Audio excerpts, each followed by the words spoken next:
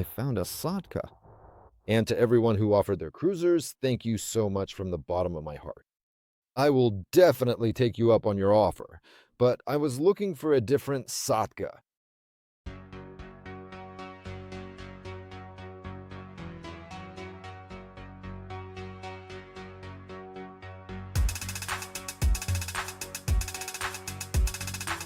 The Audi 100, the car of my youth. The Audi 100 arrived in the vast expanse of our already divided feudal homeland with a significant delay, about 10 years late roughly. In general, in the mid-90s, used imports flooded in like a cornucopia. The show was ruled by a magnificent duo, which at that time wasn't even considered a duo yet, and everything else was oval.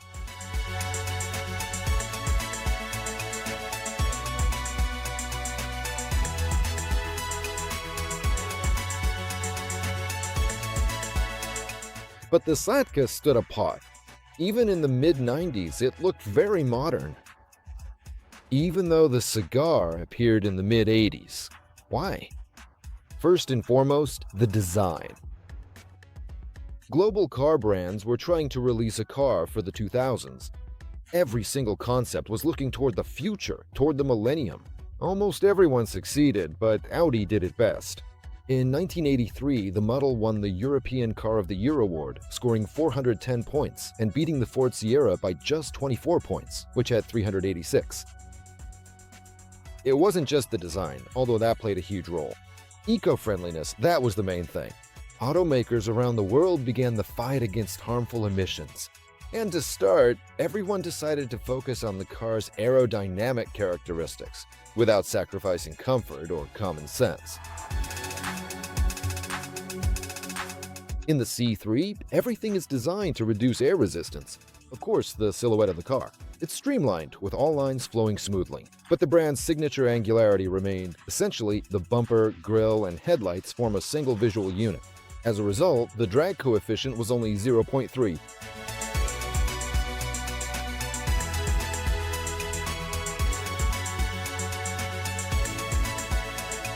Look, there are no protruding wheel arches here. Everything is flush. Plus, the mirrors and door handles are streamlined, and there's also the flash windows technology, with recessed windows. That means all the glass is flush. By the way, the windshield is glued in, not set in a seal.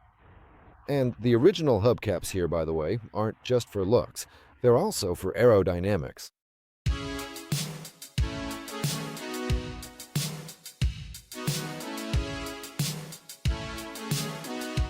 This is the pre-facelift Celiatka. Notice the door handles, similar to the Vaz 2108. Later, they matched the Vaz 2106.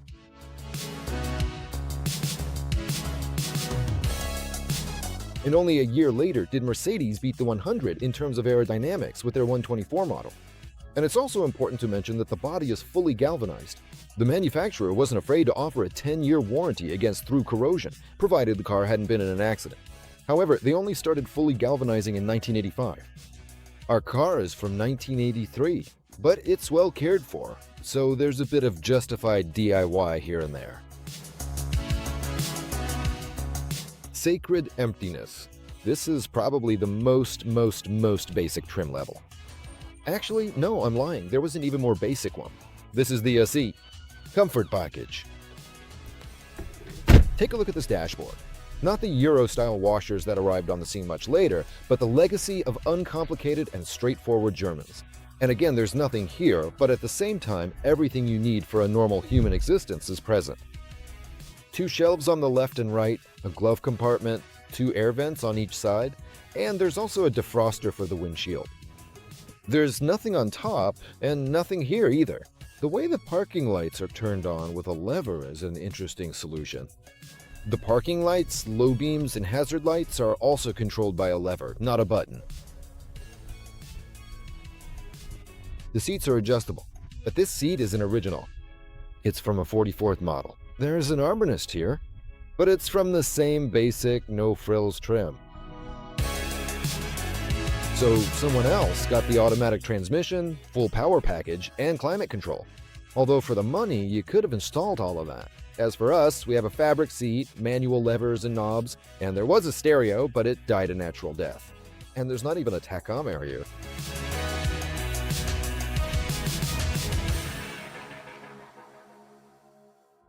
The rear seats are amazingly contoured. Your butt will be happy. There's a little armrest. There's an ashtray. What more do you need to be happy? But actually, there's a cool thing here from the next trim level. It's called Duo Sound. Here it is in the back. You can simply plug in your headphones and the rear speakers automatically turn themselves off, and you sit there, what are you, only about 11 years old?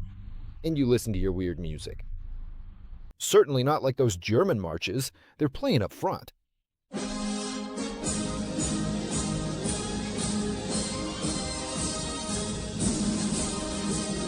Now, under the hood, here's a sad story for those who like to burn rubber, but that's not us. So, the only weaker engine is in a Moskvich. This one's a 1.8 carburetor.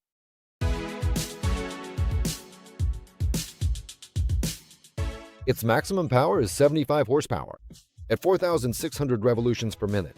Maximum torque is 138 newton meters at 2,500 revolutions per minute.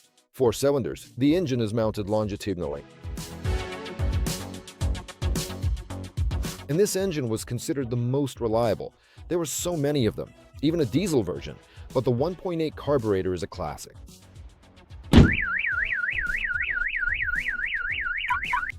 Although, let me remind you, it was on the Audi 100 that the famous 5-cylinder gasoline engine with a 2.2-liter displacement appeared, combining the power of a 6-cylinder with the efficiency of a 4-cylinder.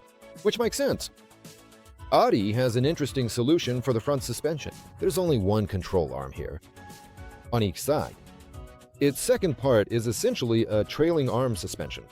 The control arm is attached to the subframe. The subframe supports both the engine and the transmission. There's also another subframe here, if you can call it that. It holds the radiator. Why did people choose the 100? Part of the answer is hidden right here. 570 liters. That's an outstanding figure. No exaggeration. Like a new carpet. So, what do we have under the carpet?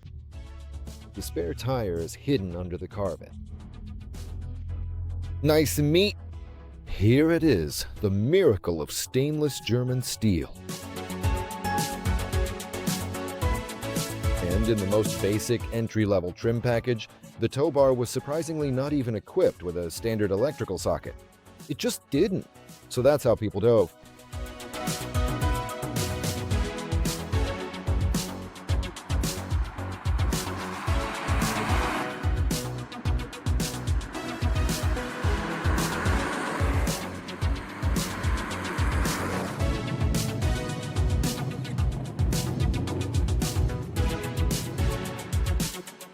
The Audi 100 as an independent model was born in 1968 and lasted until 1994. There were several major upgrades before it became the Audi A6, but even today, the car keeps the earth turning with its front-wheel drive.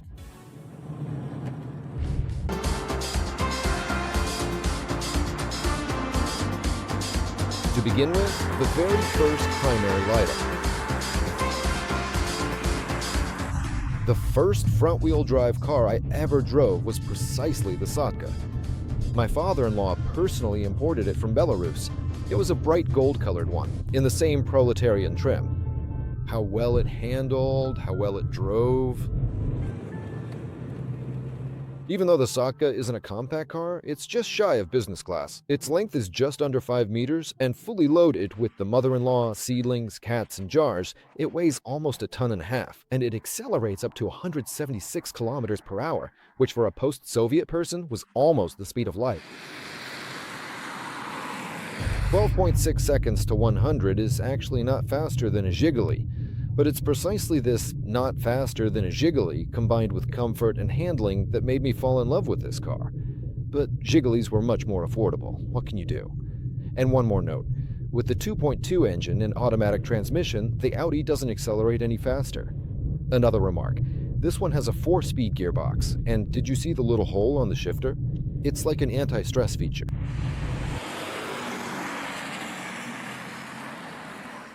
And even with such a mammoth tail on a 4-speed, the fuel consumption is no more than 9 liters per 100 kilometers. That's if it's a carburetor, but the injector can give you a headache if it breaks down. The tank here holds 80 liters. Despite its age, the suspension is impressive. Ball joints last forever, bushings are durable, and struts are incredibly tough. All this is on a subframe. The rear uses a beam on trailing arms with a panhard rod. But at high speeds, the car was like a cow. Literally, making a sudden overtake was unpleasant. It's not agile, it's stately.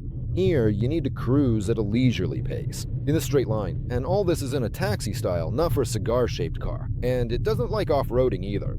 The overhangs are huge, and the ground clearance is 13 centimeters. But who has that ever stopped?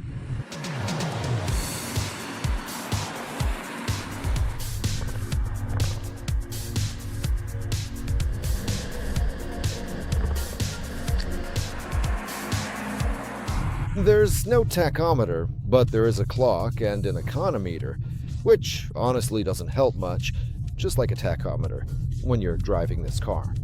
Your hands remember the steering wheel. It's still old-fashioned, with finger grips. The seating is amazing. There's more than enough space for your shoulders and legs, but the steering column isn't adjustable. Maybe my body is just flexible and adapts quickly, but still. This is an absolutely incredible and iconic car from my early childhood years. By the way, the first 100 I ever had in my life was my father's, a golden one. Life is interesting that way. It was on this very street, Timiryazevskaya, that my father used to drive me around in the golden 100.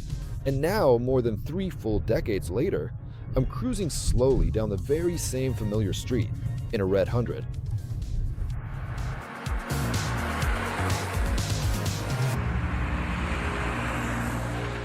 Before Audi 100 arrived in the CIS and Russia, it had already sold millions of units across 3.5 generations. All sorts of configurations of these cars made their way to our homeland, even some that were never produced at the factory.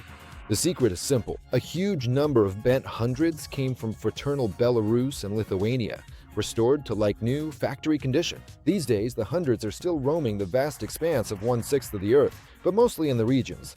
There's a natural attrition of old cars. An underrated car, the 100 was ahead of its time when it appeared. But not for long. Alright, the hunt continues.